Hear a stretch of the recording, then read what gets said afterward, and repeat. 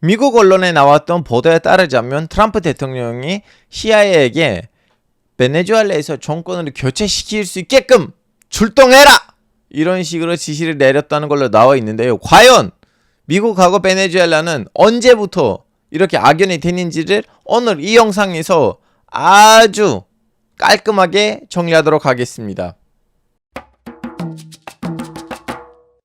지금 썸네일에 제 얼굴이 없다 보니까 채널이 어디 채널인지를 모르고 여기 오시는 분들 중에서 저를 보고 이 사람이 중동인데 왜 이렇게 남미에 대해서 얘기를 하냐라고 하실 수가 있어요. 자, 여러분, 2016년에 나온 나의 책인데요. 여기서 제가 이 책을 쓸 때는 2014년이었어요. 이렇게 한 30페이지 정도 베네수엘라 얘기가 나와 있어요. 오늘 이렇게 타이밍이 돼서 베네수엘라에 대해서 얘기한 거 아니고 이제 대학원 시절 때 쿠데타 민족주의 공부를 했을 때 베네수엘라도 어쩔 수 없이 좀 그때 공부한 적이 있었고 이렇게 글로 남긴 적도 있습니다. 그리고 이 채널에서는 사실은 우리는 이렇게 종종 양국의 관계들을 풀어주는 영상들을 많이 만들죠. 뭐 이란, 미국, 이란, 이스라엘. 그리고 얼마 전에 이란, 파키스탄을 만들었는데 조회수가 진짜 안 나왔네요. 신기해요. 뭐 아니면 미국, 카타르. 그래서 오늘은 미국하고 베네수엘라입니다. 자, 이제 PPT를 준비했는데 같이 보시죠. 여러분, 베네수엘라 사람들의 정신을 이해하려면 일단 이 영화를 보셔야 돼요. 이거 2013년에 나왔던 영화인데 이제 이 사람이 볼리바르입니다. 시몬 볼리바르. 남미의 북부 지역을 스페인으로부터 통제로 독립을 시켜줬던 사람인데요. 오늘날의 남미에서는 나라가 어딘가가 중요하지 않고서 뭐 콜롬비아라든가 아니면 볼리비아라든가 어디나 가시면 다 이 사람이 이순신 장군 같은 분이고 볼리비아라는 나라의 이름도 이분 때문이에요. 볼리비아. 그래서 이 사람의 이름을 까먹으시면 안 됩니다. 뭐 훗날에 제가 이분의 인생에 대해서도 하나의 롱폼 영상 만들까 고민 중입니다. 왜냐면 남미에 지금 나와 있는 우리나라 교민들 너무 많은데 남미 사람들은 얘기를 할 때는 좀 이 사람을 알아서 얘기해야 된다고 생각하거든요. 여튼 이제 베네수엘라는 1800년대 초기에는 독립을 했어요. 나폴레옹 전쟁의 이후로부터 있었던 사건들의 결과로. 그리고 미국이 바로 승인했어요. 그리고 처음에는 관계가 좋았습니다, 여러분. 어느 정도 좋았냐면요. 미국이 베네수엘라 때문에 영국이랑 싸울 뻔했어요. 트럼프야 원조이죠, 이분이. 글로버 클린블랜드. 이분 때 무슨 일이 생겼냐면 영국이 베네수엘라를 치려고 했는데 이 사람 뭐라고 했냐면 야, 난민 우리 나발이에요. 빨리 너의 그 함대들 철수시켜. 이제 그 사건이 끝나고 난 다음에 갑자기 베네수엘라에서 좀 우파 열풍이 일어났어요. 왜냐면 외세가 와서 땅을 뺏어 먹으려고 했었잖아요. 그래서 이분이 걸어가가지고 수도 카라카스를 장악했어요. 키프리아노 카스트로. 이거 원래 원조 카스트로예요. 그 쿠바에 있는 카스트로는 이제 다음에 출시됐어요. 이분이 일종의 점유가 애국혁명을 한 거죠. 외세에 더 이상 침략을 받지 말자. 그래서 무슨 일이 생기냐면 그동안 베네수엘라가 경제적으로 성장을 했을 때 돈이 필요했었는데 그 돈을 다 유럽으로부터 가지고 왔거든요. 근데 돈을 못 낼 지경이에요. 그래서 이분이 무슨 말이냐면 그 돈들이 다 제국주의 세력한테 받았던 돈이니까 그럼 제국주의자들한테 돈을 낼 필요가 없다. 이런 식으로 돈을 안 내겠다고 그 선언을 해요. 그래서 이태리, 독일, 영국에 함대들이 와요. 야, 돈 안 내나? 처음에는 미국이 모른 척 하려고 했어요. 왜냐면 돈을 빌렸는데 돈을 못 받은 거잖아요. 우리 여기서 개입하면 안 된다. 근데 이 유럽 세력이 베네수엘라의 여세들을 공격하기 시작하니까 미국이 다시 한번 개입을 했어요. 야야야야, 싸우는 건 아니지. 무슨 이렇게 폭격을 해. 뭐 이런 식으로 개입했어요. 사실 이때도 이제 베네수엘라에 있는 미국의 좀 영향이 커진 거예요.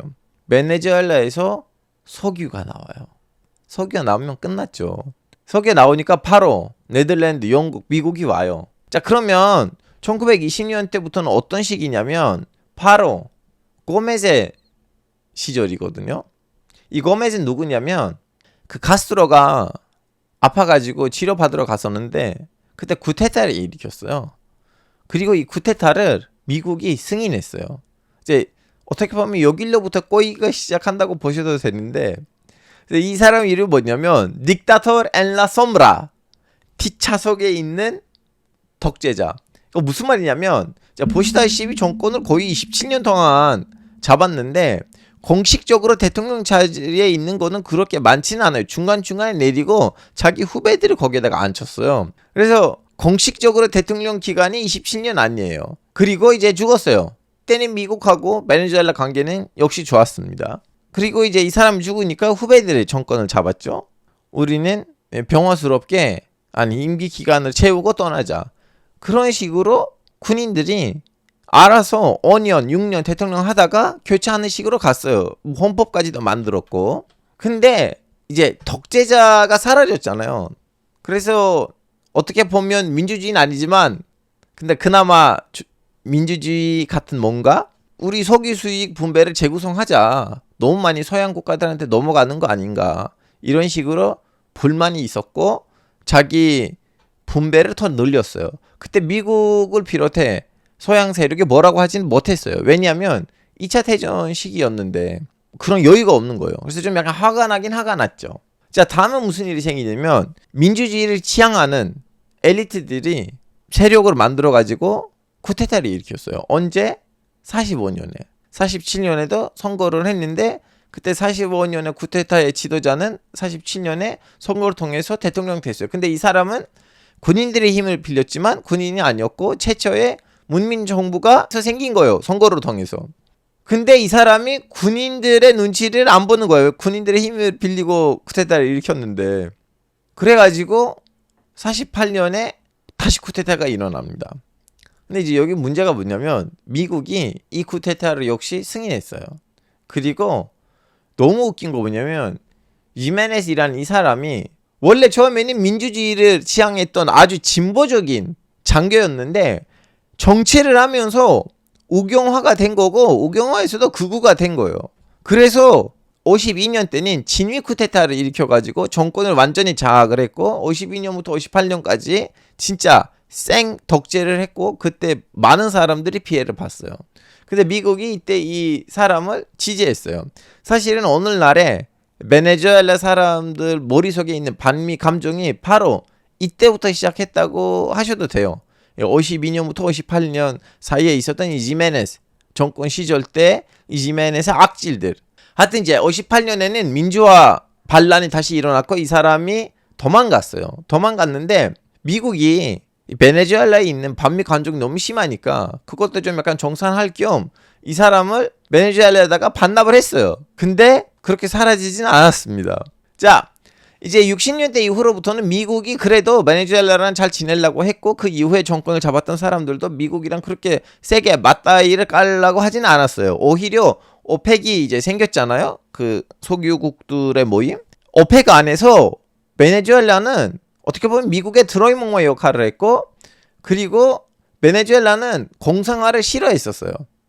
그래서 엄청난 반공 외교를 펼쳤고 그래서 남미에서는 누가 이제 공산주의에 빠졌다 그러면 반민주주의 나라가 됐기 때문에 우리는 수교 안 하겠다 뭐 이런 식으로 미국 눈에 가시 될 만한 행동은 크게 하진 않았어요. 근데 무슨 일이 생기냐면 28 전쟁이 터졌잖아요. 70년대. 그때 갑자기 석유값이 올라가요. 그리고 베네수엘라는 남미에서 최고의 부자 나라가 됩니다. 돼가지고 돈을 엄청 벌어요. 그때부터는 야, 또 이 석유 회사들 다시 손봐야겠다. 걔네들 많이 가지고 가는 거 아니야? 해서 처음으로 이제 베네수엘라에서 모든 석유들을 관리하는 기관을 만들어요. 그 기관의 이름이 Petroles de Venezuela S.A. 이제 베네수엘라 석유 공기업인가 뭐 그런 이름일 거예요. 이제 그때 살짝 미국이 또 기분이 나쁘긴 나빴어요. 왜냐면 자꾸 미국 회사들의 수익이 줄이잖아요. 다음에 무슨 일이 생기냐면 그 당시에는 미국이 CIA를 통해서 남미에서 여기저기 정권들을 교체시키거든요. 그래서 미국의 이미지가 남미에서 전체적으로 날아가는 시절이었어요. 그 시절을 잘 보여주는 책도 준비했습니다, 여러분. 에드워드 루트박이라는 분이 쓴 책인데요. 이 사람이 누구냐면 그 당시에는 CIA에 있었던 직원이에요. 간부예요. 이 사람이 남미에 있는 수많은 쿠데타들을 모의하고 설계를 했을 때 활동하셨던 CIA 직원이에요. 그 직원이 CIA 직원 쓴 책인데 너무 재밌어요, 여러분. 학술적으로 아니고 재미로도 읽을 만한 책입니다. 하여튼 베네수엘라에서 미국의 그러한 행보를 보니까 야, 우리는 제3의 길을 찾자. 공산주의도 아니고 미국도 아닌 제3의 길을 찾아보자. 그리고 다시 석유값이 떨어졌거든요. 떨어지니까 베네수엘라가 이것을 감당하지 못했어요. 그래서 미국하고 IMF로부터 돈을 빌렸어요. 빌렸는데 못 갚았죠. 왜냐면 석유값이 떨어져요. 그래서 미국의 간섭이 조금 더 심해졌고 더 이상 돈을 못 내니까 안 되겠다. 우리는 그동안 했던 복지들을 다 줄이자. 그래서 복지 정책들을 다 포기해요. 국민이 반란을 했어요. 왜? 부자들의 돈을 줄이지 우리의 돈을 왜 줄이냐.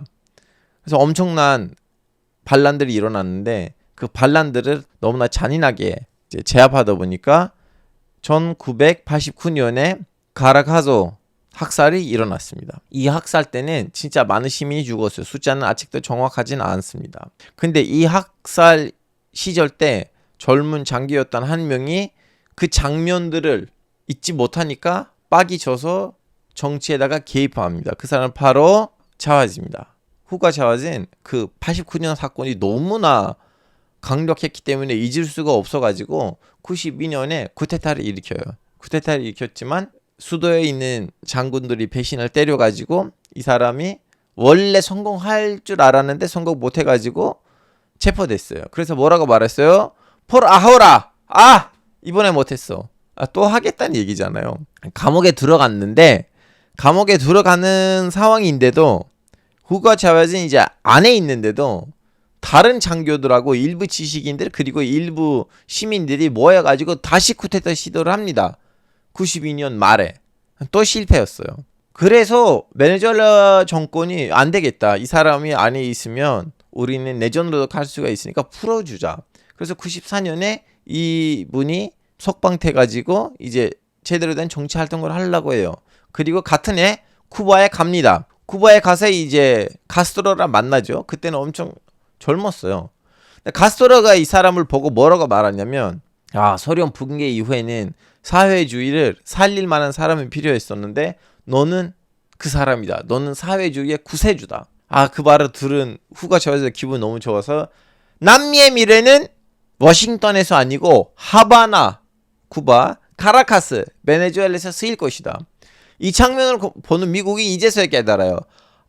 우리가 이 사람을 우파 포퓰리스트일 줄 알았는데 얘는 좌파였네. 공산주의자였네. 이런 식으로 그때서 이제 이 사람의 정체를 제대로 알아내요. 그리고 이분이 1998년에 민주주의를 통해서 선거로 정권을 잡아요. 잡았는데 무슨 말을 했냐면 이 헌법이 카르텔들을 위한 헌법이다. 그래서 우리는 헌법을 뜯어 고치자 해가지고 1999년에 국민투표 한 번 해요. 우리는 헌법위원회를 구성하고 헌법을 만들어도 돼? 찬성 반대. 찬성이 압도적으로 나왔어요. 그래서 그 위원회가 모입니다. 모여가지고 헌법을 만들어요. 그래서 그 헌법을 다시 한번 국민투표를 했었는데 그것도 이제 통과돼가지고 1999년에 혁명이 선포되는 거예요. 이제는 그냥 베네수엘라 아닙니다.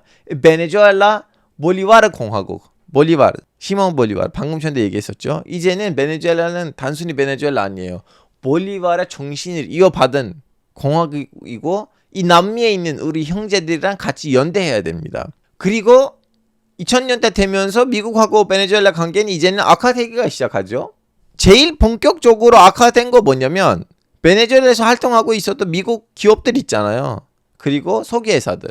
이분이 자금법하고 부동산법을 좀 다시 수정을 하면서 미국 기업들을 거의 좀 삼키다시피 돈을 뺏어가요. 자본들을 뺏어갑니다. 그리고 석유도 다시 재분배하다 보니까 미국 기업들의 석유 수익이 거의 날아가죠. 그리고 미국이 이걸 가만히 있을 수가 없죠. 쿠데타를 하려고 합니다. 2002년에. 근데 실패됐어요.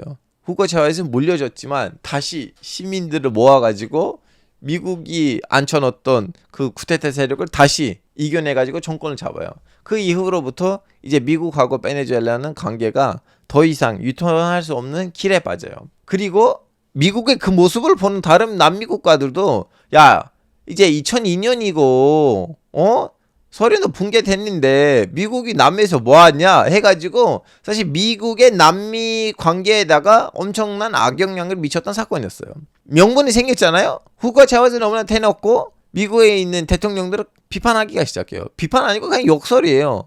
뭐 예를 들면 그 유명한 사건인데 유엔에서 연설하고 있었는데 2006년에 근데 자기 순서가 나오기 전에는 미국 순서였어요. 그래서 부시 대통령이 간당에 와서 유엔에서 연설하고 내렸는데 후가 차와즈 와서 야 사탄의 냄새가 아직도 여기 남았네 해가지고 부시 대통령은 사탄이라고 했어요. 하여튼 그 이후로부터는 이제 석유를 미국한테 안 주고 중국 비롯한 반미 국가들한테 본격적으로 주기가 시작합니다. 특히 이란, 뭐 러시아 이런 식으로. 그리고 2008년에는 이제 미국이 또 볼리비아에서 쿠데타 시도를 했는데 베네수엘라는 뭐야 미국이 가서 우리 남미에 있는 형제 국가들에서 자꾸 이렇게 쿠데타를 시도하려고 하네. 그러면 미국 대사관은 페르소나 난그라타입니다 라고 해가지고 나가라고 해요. 이거 무슨 말이냐면 원하지 않는 인물이라는 의미인데 그래서 그때는 한판 수교가 중지됐어요. 근데 또 2009년에 오바마가 좀 밀어붙이니까 다시 수교가 회복되긴 했어요. 근데 이제 이 사람이 암 투병이 시작해요. 2010년대 되면서. 그리고 이제 치료를 해야 되는데 그때 처음으로 2012년에는 외교부 장관을 후계자로 선정합니다. 이제 마두로 오늘날의 대통령인데 그때는 좀 약간 젊었죠. 그리고 이 사람이 2013년에 간신히 선거를 이깁니다. 간신히 이겨요. 한 1% 차이로. 그것도 이제 부정선거 얘기가 너무 많은데 여기 이제 중요한 거 뭐냐면 이 사람이 뭐 무슨 군인도 아니고 뭘도 아닌데 왜 이 사람을 그 자리에다가 앉혔는가? 왜냐면 국회의장도 군인 출신에다가 나름 좀 약간 민심이 좋았던 사람이었거든요. 몇 가지 이유가 있는데 하나는 마두로는 외교부 장관 시절을 걸치면서 쿠바랑 너무 친해졌어요. 그리고 쿠바에 있는 카스트로랑 사이가 좋은 거는 하나의 이미지이거든요. 그런 거 하나 있고 그리고 사상적으로 봤을 때는 마두로는 너무나 성실한 볼리바르 혁명의 신자예요. 그리고 아무리 국회의장이 이제 전직 군인이더라도 아직도 군인에 대한 생각이 제대로 원상폭기 안 됐기 때문에 군인을 안 치면 이상한 일들을 앞으로 벌어질 수 있다는 그런 우려. 그리고 이 마두로는 좀 약간 전주교하고 사회주의를 짬뽕하는 그런 좀 약간 좋은 기술이 있었어요. 자꾸 무슨 얘기를 하면 일정의 후고 차베즈를 예수님처럼 묘사하는 느낌이 없지 않아 있어요. 그래서 그런 식으로 마두로가 선택받은 거죠. 후고 차베즈로부터. 하여튼 여러분 이거 뭐냐면 마두로예요. 제가 이 방송을 만들기 전에는 좀 베네수엘라 방송국들을 좀 봤거든요. 이 사람들이 매일매일 텔레비에서 뭘 보고 있냐? 텔레비에 자꾸 이거 나와요. 마두로는 자꾸 자신이 이렇게 애니메 캐릭터를 해가지고 이제 내가 베네수엘라를 구하고 있다. 야, 나 예전에 한국 특파원 시절 때 북한 방송도 봤었는데 북한 방송도 이 정도 아닐걸요? 하여튼 모르겠다. 이제 방송으로 보는 느낌은 뭐냐면 거의 자베즈는 이제 예수님급으로 한 것 같아요. 사람들이 맹세를 할 때 영원한 지도자 자베즈에다가 성실하겠어요. 이런 말들을 해가지고 그리고 이제 자베즈는 돈 없는 사람들을 구해주려고 하나님으로부터 임명받은 사람이다. 뭐 이런 말들이 자꾸 나오더라고. 그리고 여러분 제가 몰랐는데 콜렉티버스라는 사람들이 있어요. 이거는 어떻게 보면 이제 너저 같은 느낌이긴 한데 근데 처음에는 너저가 있었고 이 너저 있는 사람들은 단순히 너저 활동을 했었던 일반인들이었고 그리고 이 세력이 정권을 잡는 데 있어서 사람들한테 도와주는 또 깡패들이 있었잖아요. 이 깡패 세력하고 너저 세력이 서로 섞인 거예요. 그러다 보니까 콜렉티버스라는 사람들이 나왔어요. 이 사람들은 누구냐면 서류상으로 봤을 때는 그 지역에 있는 시민들한테 도와주는 사람들인데 무기 있어요. 그래서 여러분 이 콜렉티버스는 뭐냐면 일종의 용병이에요. 정권을 유지하는 이란에 있는 이란 혁명 수비대 있잖아요. 그런 느낌이에요. 이 사람들은 여기저기 나타납니다, 여러분. 경찰도 아니고 군인도 아닌데 무기 있어요.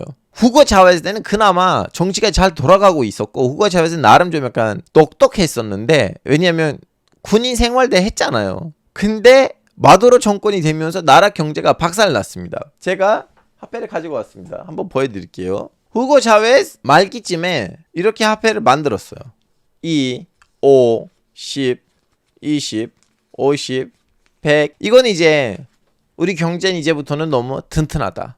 그래서 우리는 새로운 화폐를 출발하죠. 화폐 이름 다 볼리바르예요. 근데 안 돼. 인플레이션이 너무 심해. 그래서 이 팩이 부족하니까 500 나왔죠. 1000 나왔죠. 2000 나왔죠. 5000 나왔죠. 10,000 나왔죠. 20,000 남았죠. 와, 너무 심각하다. 너무 심각해. 그리고 공이 그렇게 많으면 또 민심 떨어지잖아요. 그래서 튀르키예처럼 야, 공 다 빼! 그래서 공 뺐어요. 빼고 다시 출발. 2, 5, 10, 20, 50. 그리고 디자인 다 비슷해요. 여러분, 비슷한 사람들이 다른 색깔로 다시 나타납니다. 여러분, 아직도 인플레이션 멈추지 않는 상황이다 보니까 뭔가를 구매하려고 했을 때는 돈이 안 돼요. 그래서 사람들이 킬러로 해야 돼요. 어쩔 수 없이. 그러다 보니까 여러분, 지금 정의 문제가 있어요. 정의 부족해요. 가더런 이슈일 줄 알았는데 정의를 그렇게 쉽게 쓸 수가 없어요. 그리고 방송 시간도 봤는데 국내 이슈보다는 해외 이슈가 더 많이 나와요. 그래서 국제부 기자들이 베네수엘라에서 더 열심히 한 것 같아요. 열심히 해외 뉴스가 방송국에 나왔어요. 그 국내 이슈보다는. 여튼 자, 그러면 마두로하고 미국 관계가 어떤가요? 이제 마두로는 2019년 때 다시 재선을 하려고 출마했는데 결과를 미국이 인정하진 않았어요. 그래서 단결을 했어요. 지금 서로 대사들이 있는 상황이 아닙니다. 근데 2022년에 미국에서 체브론 있잖아요. 승인을 했어요. 가서 속이 뽑아도 된다. 완화된 거잖아요. 왜 완화된지는 2022년에 알려드릴게요, 여러분. 그때 무슨 사건이 있었어요. 그리고 2024년 이후로부터 다시 악화가 됐습니다. 자, 지금 미국이 무슨 말해요? 이 베네수엘라는 약국이다. 그래서 우리는 베네수엘라에다가 개입하겠다고 했는데, 여러분, 사실은 미국에 들어가는 약의 60%는 콜롬비아산이고 나머지 이제 페루, 볼리비아산이거든요. 그래서 베네수엘라는 재배국인 아니에요. 베네수엘라는 배달업을 하는 나라예요. 자, 원래 루트는 이런 루트예요. 콜롬비아에서 나와요. 콜롬비아에서 멕시코에 가요. 그리고 멕시코에 있는 카르텔들은 이쪽으로 아니면 이쪽으로 캘리포니아, 플로리다 이렇게 갖다 줍니다.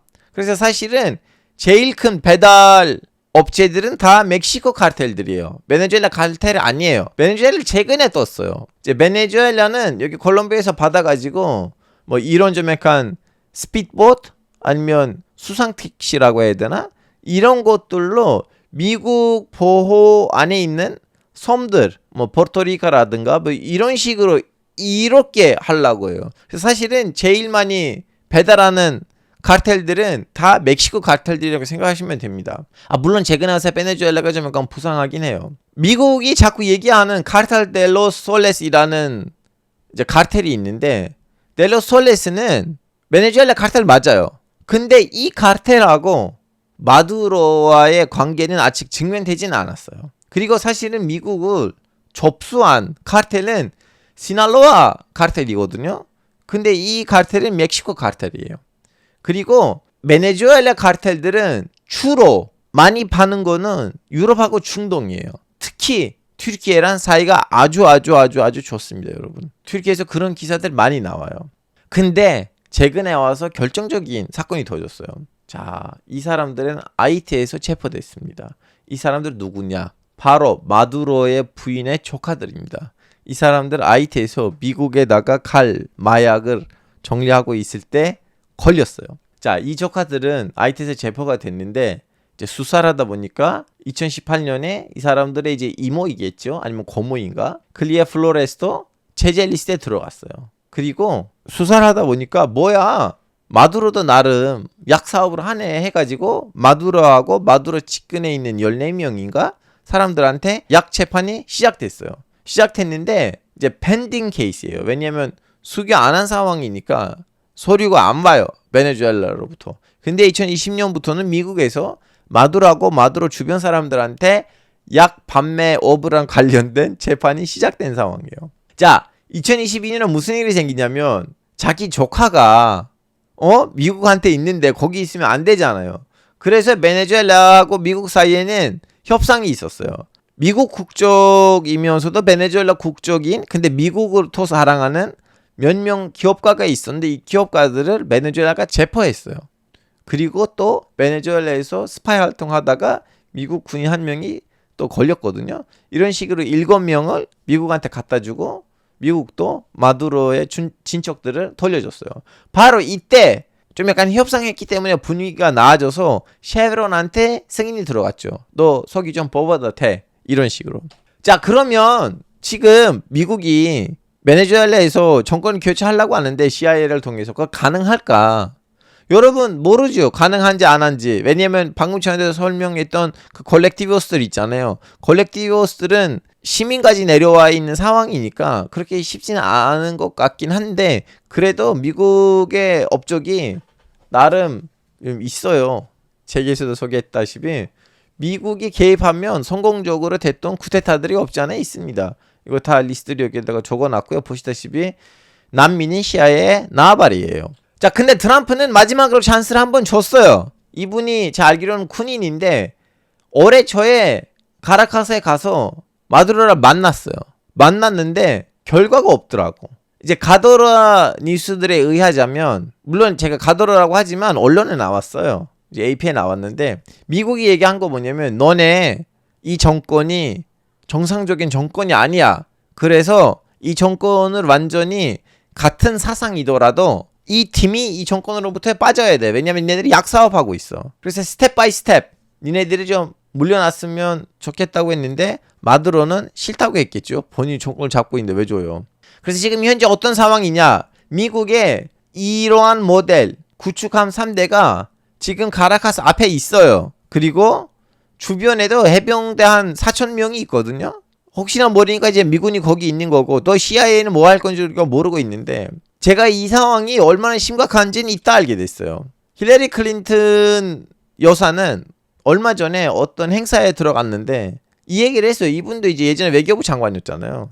아무리 봐도 트럼프는 마두로에다가 어떤 군사작전을 할 것 같아요. 마두로 베네수엘라 문제를 그렇게 풀어준다면 내가 뭐라고 할 수가 없지만 근데 그 이후에 어떤 시나리오가 있는지 궁금하다. 자칫 잘못하면 베네수엘라는 남미의 소말리아가 될 수도 있어요. 여러분 저도 그런 우려를 합니다. 왜냐면 충분히 가능해요. 마두로 정권이 나름 철저하게 있긴 하지만 또 마두로 정권이 눈을 감는 베네수엘라에 있는 그 카텔들이 있어요.